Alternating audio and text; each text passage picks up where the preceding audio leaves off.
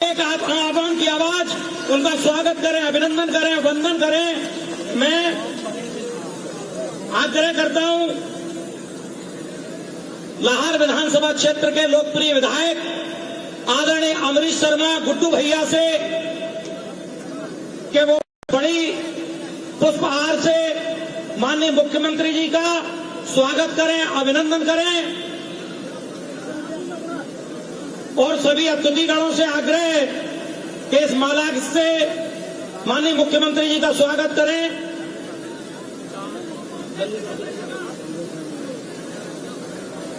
बोले भारत माता की, भारत माता की। पीछे तक आवाज आना चाहिए, भारत माता की। मोहन यादव जी संघर्ष करो, मोहन यादव जी संघर्ष करो, मोहन यादव जी संघर्ष करो। आज माननीय मुख्यमंत्री जी का लाहौर विधानसभा की धरती पर, भारत की सरहद पर रक्षा कर रहे वीर जवानों की इस धरती पर स्वागत है, वंदन है, अभिनंदन है। मैं इसी क्रम में क्षेत्र के लोकप्रिय विधायक आदरणीय अमरीश शर्मा गुड्डू से मैं आग्रह करता हूं कि माननीय मुख्यमंत्री जी का सदैव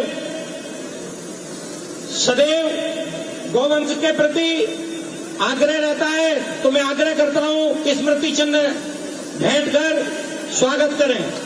सभी अतिथियों से आग्रह है कि उनका अभिनंदन करें।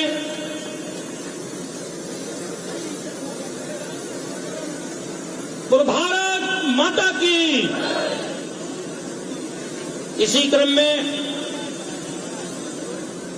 मैं आग्रह करता हूं क्षेत्र के लोकप्रिय विधायक आदरणीय अमरीश शर्मा गुड्डू भैया से कि वो आए और स्वागत भाषण दें। तालियों की गड़गड़ाहट तक स्वागत करें भैया। बोलो बांके बिहारी लाल की, बोलो राधा रानी की, बोलो Bharatiya Janata party, Bharatiya Janata party, Bharatiya Janata party, Narendra Modi, Narendra Modi.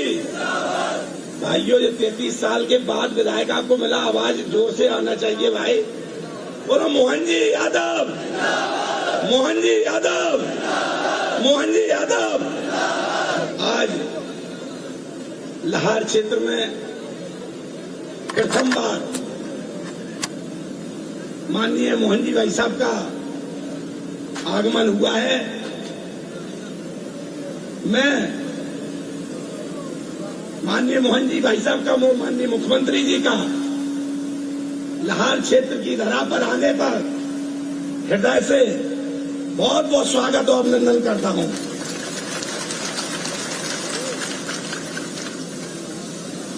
हम जब विधायक बने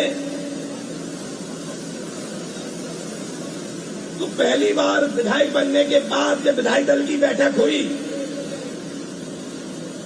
तो माननीय मोहन जी भाई साहब ने इस लाहौर क्षेत्र के लिए 15 करोड़ रुपए देकर और माननीय बहन सांसद जी को 50 करोड़ रुपए देकर के लाहौर क्षेत्र की जनता के विकास के लिए जो सहयोग करता हूं कि लाहौर क्षेत्र में 33 साल से भारतीय जनता पार्टी का विधायक नहीं था। पार्टी के आशीर्वाद से, भाई साहब के सहयोग से आज आपके बीच में आपका सेवक खड़ा है। मैं भाई साहब से आभार व्यक्त करता हूं कि उन्होंने जो सहयोग लाहौर क्षेत्र के लिए दिया, मैं उसका भी हृदय से आभार व्यक्त करता हूं। बस मैं भाई साहब से एक ही निवेदन करना चाहता हूं, माननीय मुख्यमंत्री जी से, कि 33 साल में हम लोगों का सहयोग नहीं हो पाया है। हमारे लाहौर क्षेत्र में प्रदेश में सबसे एक तरीके से पिछड़ा हुआ क्षेत्र हमारा माना जाता है। मैं भाई साहब से, माननीय मुख्यमंत्री जी से एक ही निवेदन करना चाहता हूं कि हमारी लाहौर विधानसभा को वह गोद ले लें इसी के साथ मैं अपनी वाणी को विराम देता हूँ, उनका आभार व्यक्त करता हूँ। बहुत बहुत शुभकामनाएं। बहुत बहुत धन्यवाद गुड्डू भैया। निश्चित रूप से आपने जो माननीय मुख्यमंत्री जी से अपेक्षा की है, उनका लाहौर के प्रति सदैव वास्तव में स्नेह रहता ही है। अभी बीच में भी ऐसी कोई बात आई थी तो मुख्यमंत्री जी हमेशा लाहौर की चिंता करते हैं। मैं इसी क्रम में आमंत्रित करता हूं मध्य प्रदेश शासन में मेहगांव विधानसभा का जो प्रतिनिधित्व कर रहे हैं मेरे बड़े भाई आदरणीय राकेश शुक्ला जी से कि वो आए और हम सबका आप तालियों की गड़गड़ाहट से स्वागत करें, अभिनंदन करें। लोकसभा की प्रत्याशी आदरणीय श्रीमती बहन संध्या राय जी का जोरदार तालियों से स्वागत करें। आदरणीय संध्या राय जी। भारत माता की, भारत माता की, पीताम्बरा माई की, मंगला देवी की, रावतपुरा सरकार की, रेकुला माता की, कामची सरकार की, जसरावली सरकार की, रतनगढ़ वाली मैया की। आज लाहौर विधानसभा में हमारे बीच मध्य प्रदेश के मुख्यमंत्री हम सबके बीच पहली बार आए हैं और इस बहन को आशीर्वाद दिलवाने के लिए आए हैं। बड़े सहज और सरल मध्य प्रदेश सरकार के हमारे हम सब बहनों के लाडले सम्माननीय डॉक्टर मोहन यादव जी, एक बार जरा जोरदार तालियों के साथ भाई साहब का स्वागत करिए। हमारे बीच में मध्य प्रदेश सरकार में कैबिनेट मंत्री सम्माननीय भाई साहब राकेश शुक्ला जी हैं। सम्माननीय हमारे लाहौर के विधायक और लोकप्रिय आप सबके बीच में गुड्डू भैया के नाम से सम्माननीय भैया गुड्डू जी। सम्माननीय हमारे भिंड के विधायक सम्माननीय भाई साहब नरेंद्र कुशवाहा जी। हमारे संगठन की दृष्टि से संभाग चंबल और ग्वालियर के प्रभारी सम्मान्य भाई साहब विजय दुबे जी। सम्मान्य हमारे लोकसभा के प्रभारी लोकेन्द्र भैया। सम्मान्य हमारे लोकसभा के संचालक सम्मान्य भाई साहब वीरेंद्र राणा जी। सम्मान्य हमारे लोकसभा के संयोजक सम्मान्य भाई साहब अवधेश सिंह जी। सम्मान्य मंच पर सम्मान्य भाई साहब मायाराम शर्मा जी। सम्मान्य हमारे प्रदेश कार्य समिति के सदस्य अशोक चौधरी जी। सम्मान्य मेरी बहनें भी बैठी हुई है, मंच को प्रणाम करती हूँ।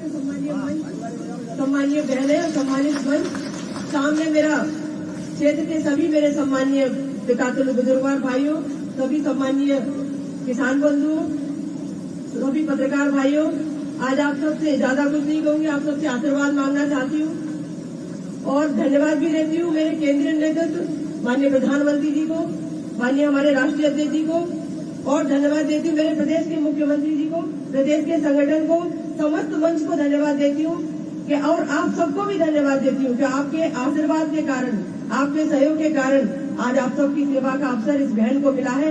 आप सबको हृदय से बहुत बहुत धन्यवाद। और आपका एक वोट जो 7 मई को आप वोट डालने वाले हैं, आपका एक वोट हमारे देश की प्रगति को तय करेगा। माननीय प्रधानमंत्री जी के नेतृत्व में 2047 तक हमें अपने भारत को विकसित भारत बनाना है। आपका वोट ये भी तय करेगा।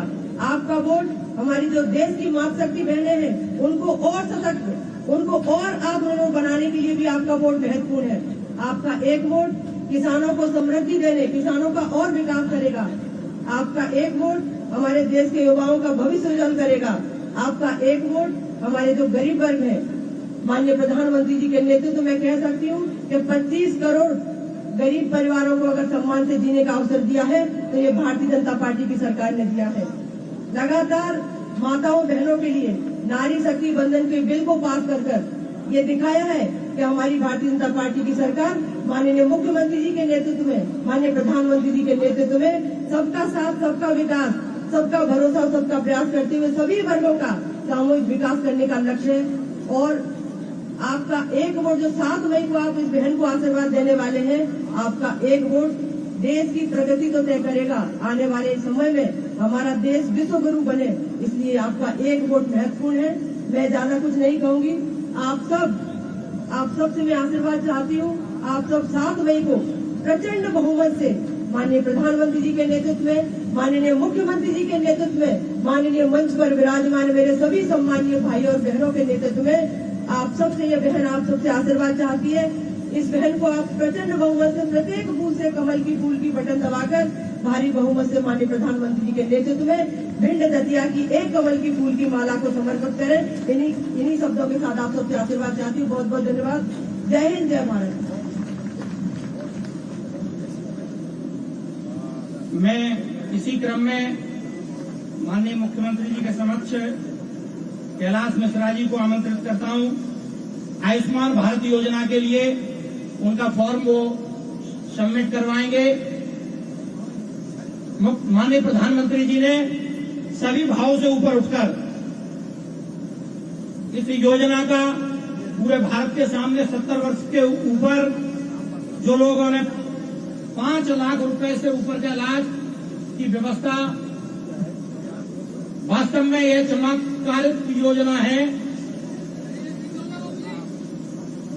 माननीय मुख्यमंत्री जी आयुष्मान भारत योजना का फॉर्म सबमिट कराते हुए निश्चित तौर पर यह योजना भारत की तस्वीर और तकदीर बदलने वाली है। स्वास्थ्य के क्षेत्र में एक क्रांति है। प्रधानमंत्री जी की देश के लिए एक अद्भुत सोच, जिससे स्वास्थ्य के क्षेत्र में एक क्रांति जैसा वातावरण निर्मित होगा। एक 70 वर्ष की आयु से ऊपर के लोगों को इस योजना का लाभ मिलना है। हम सब तालियों की गड़गड़ाहट से अभिनंदन करें माननीय मुख्यमंत्री जी का इस योजना के। और मैं आमंत्रित करता हूं, है वही सूरमा इस जग में जो अपनी राह बनाते हैं। है वही सूरमा इस जग में जो अपनी राह बनाते हैं। कुछ चलते पद चिन्हों पर हैं, कुछ पद चिन्ह बनाते हैं। तालियों की गड़गड़ाहट से स्वागत करें, वंदन करें, अभिनंदन करें माननीय मुख्यमंत्री जी का।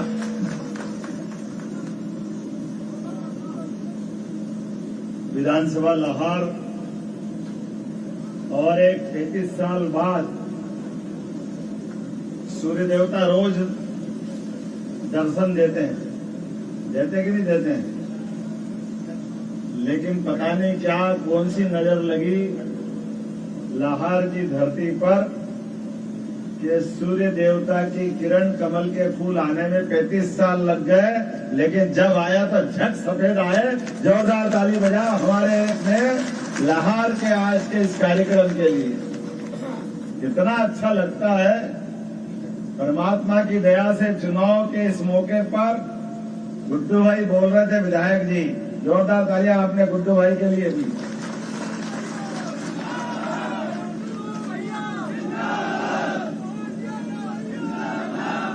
ऋषि भिंडी की तपस्थली भिंड और देवी पीताम्बरा, रतनगढ़ वाली माता और रावतपुरा सरकार, सबको प्रणाम करते हुए अपनी बात प्रारंभ करूंगा।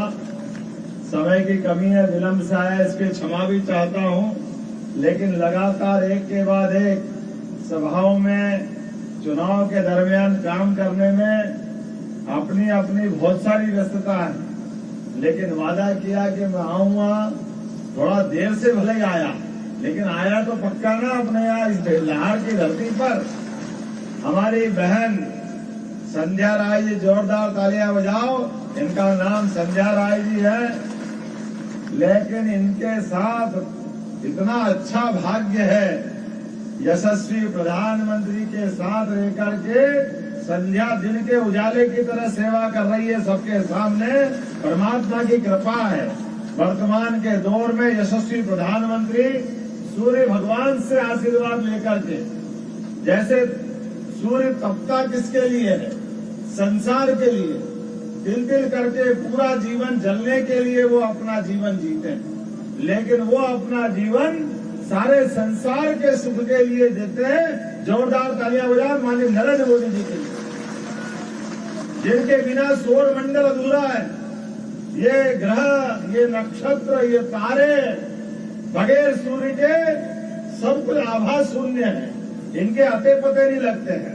पूरे मंच के लिए मंत्री जी से लेकर पहले सभी के लिए अभिनंदन कर दे, सबका स्वागत कर दे। सारे मंच को लेते नेताओं को, हमारे जिला अध्यक्ष से लेकर सेक्टर प्रभारी तक, अध्यक्ष से लेकर महामंत्री तक, विधायक भिंड से लेकर सारे लोगों तक जोरदार दिल खोल करके तालियां बजा करके अभिनंदन कर दें। मैं आज कुछ बातें कहने आया हूं, उसके पहले हमारी अपनी सरकार के रहते रहते ये भिंड से लगा करके पूरा चंबल, पहले के हाल अगर याद करें तो डकैतों के जुम्मे छोड़ दिया गया था, डकैतों के जुम्मे।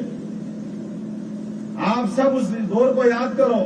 अभी मैं ऊपर हेलीकॉप्टर से देख रहा था तो अच्छे खासे गेहूं कटने के बाद खेतों से दिखने वाला गेहूं के बाद का जो भूसा होता है वो मन पसंद कर रहा, क्योंकि किसान का बेटा हो, बड़ा मजा आ रहा था कि मेरे किसानों ने जहां तपस्या की, जहां पसीना बहाया, वो गेहूं की फसल के बाद उठने वाली सुगंध और दिखने वाला दृश्य मन को प्रफुल्लित कर रहा था, आनंद से सराबोर कर रहा था, आनंद आ रहा था आपके पसीने को देख करके। और मुझे याद आया कि आज हमारी इस भगवान की दया से यशस्वी प्रधानमंत्री ने खेत के ऊपर बैठे हुए जवान और सीमा पे तैनात फौज के जवान दोनों में अंतर नहीं किया है। किसान सम्मान निधि दे करके किसानों का सम्मान बढ़ाया है। किसान के पसीने के आधार पर किसानों को पुरस्कृत करते हुए पहली बार माननीय शास्त्री जी ने नारा लगाया था, जय जवान जय किसान। इस नारे को सिद्ध अगर किसी ने किया है तो मुझे इस बात की प्रसन्नता है, यशस्वी नरेंद्र मोदी जी ने सार्थक किया है, हम उसको धन्यवाद देते हैं। चुनाव की इस बेला में जब मैं यहाँ कोई बात करने खड़ा हूँ, मुझे एक और बात के लिए भी धन्यवाद देना पड़ेगा। आपने गुड्डू भैया को तो क्या जिताया, ऐसा लगा क्या राजस्थान, क्या छत्तीसगढ़, क्या मध्य प्रदेश। मेरे पहले ही सरकार के इस दौर में जब राज्य सरकार का चुनाव था तो आपने 35 साल का सूखा भी मिटाया और गुड्डू भैया के साथ 163 हमारे कमल के फूलों की माला मध्य प्रदेश सरकार में पिनो के दी। मैं आपका आभार मानता हूं, नरेंद्र मोदी जी की बात का इतना आप ध्यान रखते हो, मैं इस बात के लिए भी धन्यवाद देता हूं। राकेश शुक्ला जी, आपके माध्यम से सरकार भी गौरवान्वित है, आप मंत्री है हमारी सरकार के, जोरदार तालियां बजाओ। इधर मंत्री बने, इधर मुख्यमंत्री बने, इधर गुड्डू भैया अपने हिसाब से कितने अच्छे सेवा करने के लिए कार्यकर्ता मिले। और मुझे इस बात की और प्रसन्नता है, नरेंद्र मोदी जी ने उस समय कहा था कि मैं डबल इंजन की सरकार चाहता हूं, बोला कि नहीं बोला था उनने, तो डबल इंजन की सरकार में एक पहला इंजन लगाया हमने राज्य सरकार के माध्यम से। अब दूसरी की बात करने हम यहाँ खड़े हुए हैं, दूसरी अपनी सरकार बनेगी, तीसरी बार माननीय यशस्वी प्रधानमंत्री नरेंद्र मोदी जी की सरकार, उनकी बेला पे मैं आपके बीच बात करने आया हूँ। आप अगर हम चुनाव की इस बेला में बात करेंगे, चुनाव को लेकर खोल के बात करेंगे, तो आप तो अपने तरह से देखो, मंत्री जी बैठो, आपको राज करने के लिए दिया है, एक नारा लगा था, मोहन यादव जी संघर्ष करो। अगर संघर्ष तो आपने करवा दिया जिनका कराना था, अब तो सरकार चलाने के लिए आशीर्वाद आपका चाहिए। आपके माध्यम से जो आशीर्वाद मिला, आपके माध्यम से सेवा का संकल्प मिला है, और हमने संकल्प किया है कि हम मुख्यमंत्री करके नहीं, मुख्य सेवक करके आपकी सेवा करेंगे। देश के प्रधानमंत्री प्रधान सेवक और ऐसे मुख्य सेवक करके आपकी सेवा करेंगे। मैं कुछ आंकड़े देना चाहूंगा जो निर्णय हमारी सरकार ने किए, क्योंकि आपने कहा कि सरकार के मुखिया होने के नाते से मैं यहाँ संबोधित करने खड़ा हूँ। तो पहले हमारी सरकार ने, एक बार तालियां बजाओ यशस्वी हमारे पूर्व मुख्यमंत्री शिवराज सिंह चौहान के लिए, जिनके कारण से हमने बीमारू राज्य से एक सुशासन वाले राज्य के रूप में बदला। और आप चिंता मत करना, बहनें मेरी आवाज सुन रही होगी माइक से, या हमारी सांसद बहन जी के माध्यम से मैं खबर कराना चाहूंगा, लाडली लक्ष्मी योजना सहित कोई योजना बंद नहीं होगी। प्रत्येक योजना में सरकार पैसे देती रहेगी, कोई योजना बंद नहीं होगी। परसों आ रही 5 तारीख, और 5 तारीख के दिन उनके खाते में पैसे डलेंगे। एक एक महीना जो हमने कहा था 1250 देने का, वो बराबर 1250 पहुंच रहे। और पहुंचते पहुंचते बहन जी आपके माध्यम से बताना चाहूंगा, अभी तो हमने इतनी सारी चीजें हाथ में ली है, जिसकी शुरुआत करी है। आप अंदाज लगा लो, पुराना अपना भिंड हमारे यहाँ भी नए दौर के नई व्यवस्था में इस सरकार के माध्यम से चंबल, पार्वती और काली सिंध इस योजना के माध्यम से भिंड और चंबल का पूरा बेल्ट लगातार माननीय मोदी जी के नेतृत्व में कितना काम कर रहा है। ये हमारा अपना बुंदेलखंड का इलाका पार्वती, केन और बेतवा नदी के माध्यम से 45,000 करोड़ की योजना उधर है, 70,000 करोड़ की नई योजना 20 साल पहले हो जाना चाहिए थी, लेकिन कांग्रेस की सरकार अड़ंगे लगाती रही राजस्थान की। इसके कारण से खेतों में पानी जो मिलना चाहिए था वो पानी रोकने में बाधा किसी ने उत्पन्न की है तो कांग्रेस की सरकार ने की। और कांग्रेस का स्वभाव ही है, वो अच्छे काम कभी पसंद ही नहीं करती, झूठ बोलती, सरकार बनाने के लिए जो मर्जी आए बोले। और क्या क्या बोलते हैं, कैसे कैसे बोलते हैं, बड़ा आश्चर्य लगता है। कल ही हमारे बीच में एक साहिबजादे आए थे ना आपके यहाँ पे, कांग्रेस के साहिबजादे, कोई उनको पप्पू कहता है, कोई उनको क्या कहता है पता ही नहीं चलता, और वो खुद क्या कहते हैं उनको ही नहीं मालूम, पता नहीं क्या है। आलू से कभी सोना बनाने की बात करते हैं, ऐसी मशीन तो दुनिया में हमने देखी नहीं। इधर आलू डालो उधर सोना निकल जाएगा। भैया कहाँ मिलती है, दिल्ली में घर बता देना, हम तुम्हारे घर आके ले लेंगे, हम भी किसान पुत्र हैं। आप में से किसी को मिली क्या सोने की मशीन, कभी देखी क्या आपने? कल आप देखो क्या झूठ बोलते हैं, कैसी बात करते हैं। एक किताब उठा के दिखा रहे हैं, ये संविधान की किताब, वो संविधान था ही नहीं, वो तो लाल किताब थी। लाल किताब एक जादू वाली मिलती बाजार में, पता नहीं क्या था। वो बाबा साहब के नाम पे अपमानित कर रहे हैं और क्या कह रहे हैं, अपने पूर्वजों को खुद ही गाली दे रहे हैं, कोई दूसरा कुछ कहने वाला नहीं। उनने कहा कि ये संविधान भाजपा की सरकार आएगी तो भाजपा की सरकार संविधान बदल देगी। अब ये कौन समझा कि 10 साल से भाजपा की पहले ही सरकार है, बाबू तेरे को नहीं मालूम तो हम क्या करें इसमें? ये सरकार किसकी चल रही, बताओ किसकी सरकार चल रही दिल्ली में? कौन प्रधानमंत्री है? बताओ, जोर से बताओ कौन है? आप बताओ कौन है? आप बताओ कौन है? आप बताओ कौन है? और आप तो छोड़ो, वो दुनिया के सारे देश बड़े बड़े, अमेरिका, इंग्लैंड, ऑस्ट्रेलिया, अफ्रीका, सबके सब लोग सेल्फी खिंचा करके फोटो के लिए आगे पीछे घूमते 56 इंच के सीने वाले के साथ में जोरदार अभिनंदन करें नरेंद्र मोदी जी का। और ये क्या इनकी सरकार आएगी तो संविधान बदल देंगे? भैया आप जरा देख तो लो, सरकार है किसकी, आपको मालूम नहीं है? ये तो मोदी के लिए तीसरी बार का आशीर्वाद देने के लिए सरकार का अभियान चल रहा है। तीसरी बार ये जनता तीसरी बार के लिए बैठी, और तुम्हारी दुकान धीरे धीरे धीरे धीरे खत्म होती जा रही। कैसे खत्म हो रही, आप अंदाज लगाओ। इन्हीं नादानियों के कारण 2003 से 2013 तक मनमोहन सिंह जी की सरकार थी और पीछे से सोनिया गांधी जी सरकार चला रही थी। उसको यूपीए की सरकार कह रहे थे। क्या कह रहे थे? यूपीए की सरकार। ये सरकार उनकी थी। वो सरकार या उससे पहले की 47 से लेकर आज तक की सरकार याद कर लो। यहाँ तो हर घर से या तो खेत में किसान है या सीमा पे जवान है। ये बहादुरों की नगरी है भिंड। पूरा चंबल जिसके घर घर से जवान देश की सेवा करने के लिए सीमा पे जाते हैं। ये वीरों की धरती, महावीरों की धरती। आपको प्रणाम करता हूँ, लेकिन बड़ी शर्म आती थी जब हमारी सरकार नहीं थी, मोदी जी की सरकार नहीं थी, तो पाकिस्तान के लोग आकर के, आतंकवादी आकर के पूरे देश में कभी बम्बई में, कभी दिल्ली में, पता नहीं कहाँ का बम फोड़ते थे। हमारे जवानों को सीमा पे जो सुरक्षा देने के लिए खड़े, उनकी मुंडियां काट करके वो ले जाते थे। और ये मनमोहन सिंह लाचार बेचारे बनकर निमियाती भाषा में जो पुराने लोग कहते वही कहते, हम क्या करें, पाकिस्तान वाले कर रहे हैं, पाकिस्तान का क्या करें, वो दूसरा देश है, हम कुछ नहीं कर सकते। अरे वाह भैया, तुम कुछ नहीं कर सकते? पूरे देश ने कसम खाई। यशस्वी प्रधानमंत्री ने कहा तुम कुछ नहीं कर सकते, तुम नीचे उतरो, मैं आके बैठूंगा, मैं सब करके बताऊंगा। इस बात के लिए नरेंद्र मोदी जी ने संकल्प लिया। और जैसे नरेंद्र मोदी जी बढ़े और सरकार की सत्ता संभाली, हम और आप गवाह इस बात के लिए। हर एक व्यक्ति के जीवन में आनंद आ गया।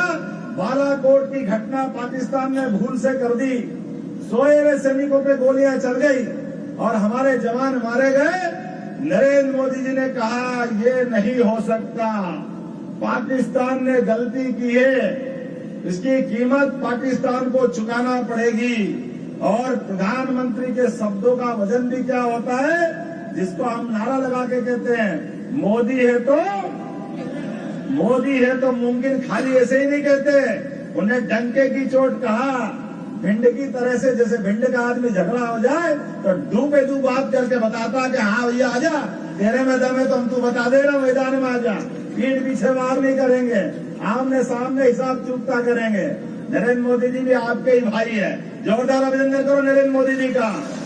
वो हुंकारे ललकारते हुए पाकिस्तान से कहा, पाकिस्तान बहुत बड़ी गलती की है, घटना तुमने की है, समय हम नहीं बताएंगे, लेकिन हमारी सेना तुमसे हिसाब करना जानती है। और 10 दिन से भी कम समय में पाकिस्तान को घर में घुस के मार के बताया कि भारत की ताकत क्या होती है। हुआ कि नहीं हुआ? और एक बार नहीं, 2 बार हमारा पहली बार का 2014 का वोट वसूल हुआ कि नहीं हुआ? जो मोदी जी ने कहा था मोदी है तो हुआ कि नहीं हुआ? ये उनने कहा था कि मैं कह रहा हूं इस देश से आतंकवाद खत्म कर दूंगा। आज पूरे देश के अंदर कहीं पर भी 700 से ज्यादा जिले हैं, एक जगह भी आतंकवादी घटना होती है क्या? एक जगह भी कोई गोली चलती है क्या? और तो धारा 370, दूसरा वोट धारा 370 हटाएंगे। कोविड के समय यहाँ जितने बैठे हैं, कोई ऐसा व्यक्ति बताओ जिसने टीका नहीं लगाया? जिसने टीका लगाया वो हाथ खड़े करो अपने। कोविड के समय टीके लगे तो जरा हाथ खड़े करके बताओ। आप सबकी जान बची तो ये नरेंद्र मोदी जी के कारण बची। बोलो तालियां बजा के बताओ नरेंद्र मोदी जी। सारे लोगों के लिए सरकार होती इसको कहते हैं। और ये पप्पू उस समय भी कह रहे हैं ताली बजाने से क्या होगा, थाली बजाने से क्या होगा, बीमारी में संभाल नहीं पा रहे हैं, हजारों लाखों मर जाएंगे। अरे बोलने वाले मर जाएंगे बाबू साहब, ये तो सब टीका बचा कर जिंदा रह गए। और तुमने कहा था ये मोदी टीका है, हम नहीं लगाएंगे। और पीठ पीछे जाके जब लोगों की जान बची और खुद को डर लगा तो खुद ने भी ठुकवा लिया कि मेरे को भी लगा दो, मेरे को भी बचना है, मेरे को भी बचना है। लगवाया कि नहीं लगवाया हमने? तुम इतने बहादुर थे तो मत लगा के देखते। लेकिन नहीं, अब मोदी वहां भूल गए, टीके से जान बचा लो।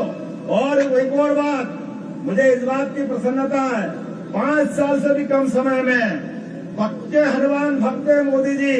कल पप्पू जी बोल रहे थे, अरे भगवान राम के मंदिर में कौन गया, कौन बैठे, किसने देखा? अरे भैया आंखें हो तो खोल के देख लो। पूरे देश के अंदर पूरे 5 साल को याद करो, सांस्कृतिक अनुष्ठान का जो अभियान चलाया मोदी जी ने, उसके बलबूते पर जो 70 साल तक भगवान राम के पैदा होने के तुमने अड़ंगे लगाए, भगवान राम का मंदिर नहीं बनने दिया, लगातार परेशानी खड़ी करी। लेकिन मोदी जी ने 5 साल के अंदर ठीक से मुकदमा लड़वाया और सुप्रीम कोर्ट ने अपने पक्ष में फैसला दिया। बोलो जय जय श्री राम। और फैसला क्या हुआ? उतने ही कम समय में भूमि पूजन भी हो गया, मंदिर में लोकार्पण का मौका भी आ गया। भगवान राम अयोध्या में मुस्कुरा रहे हैं। मुस्कुरा रहे कि नहीं मुस्कुरा रहे? बोलो जय जय श्री राम। लेकिन तुम्हारे अभागे इतने भाग्य खराब कि तुमको पूरे दुनिया को आनंद आ रहा है। पूरे दुनिया में, पूरे देश में जो गए वो, जो नहीं गए उनने अपने घर के आगे दीपक जलाए, अपने घर में मिठाई बांटी, आनंद के साथ दूरदर्शन पे दृश्य देखा। लेकिन ये कांग्रेस के लोग हिंदुओं को लज्जित करने के लिए इनको आमंत्रण दिया कि आओ भगवान राम के जय जयकार में तुम्हारे पाप सब माफ कर देते हैं, भगवान राम तुमको माफ कर देंगे। लेकिन इनके अभागे ऐसे इनने निमंत्रण ठुकराया। कोई बात नहीं, तुमने निमंत्रण ठुकराया, ये चुनाव में जनता तुमको ठुकरा के मानेगी, जनता कोई माफ करने वाली नहीं। तुम्हारे कर्म ही ऐसे, तुम जितनी बात अपने अहंकार में कहां से के बोलते हो? जो मैंने प्रारंभ में कहा था, कल संविधान की कॉपी बता रहा हूं और कह रहे हो ये संविधान बदल देंगे। अरे बाबू साहब, जवाहरलाल नेहरू में कुछ लगते हो कि नहीं लगते हो? जवाहरलाल नेहरू तुम्हारे तो परनाना है, इंदिरा गांधी जी के पिताजी। 1950 में संविधान लागू हुआ, 17 बार संविधान में संशोधन जवाहरलाल नेहरू जी ने लगाया। तुम्हारी दादी इंदिरा गांधी 29 बार उनने संविधान का संशोधन दिया। फिर उनके बेटे राजीव गांधी उनने 10 बार संविधान का संशोधन किया। पूरे खानदान ने मिला के 100 बार से ज्यादा संशोधन कर दिया। और हमसे क्या लोग संविधान बदलेंगे? अरे 10 साल हो गए हमारे पास इस देश को एक साथ रखते रखते। हमने वो काम किया जो देश की आन बान शान को आगे बढ़ाने वाला है। तुमने 10 साल पहले भी चिल्ला चिल्ला के कहा था मोदी की सरकार नहीं आना चाहिए, मोदी की सरकार आए तो देश में दंगे हो जाएंगे, आग लग जाएगी, 370 हट जाएगी तो देश में खून की नदियां बह जाएगी। अरे 370 भी हट गया, प्रभु राम भी मुस्कुरा गए। और हम तो आज अपनी बार अब से वोट मांगने आए हैं। अब की बार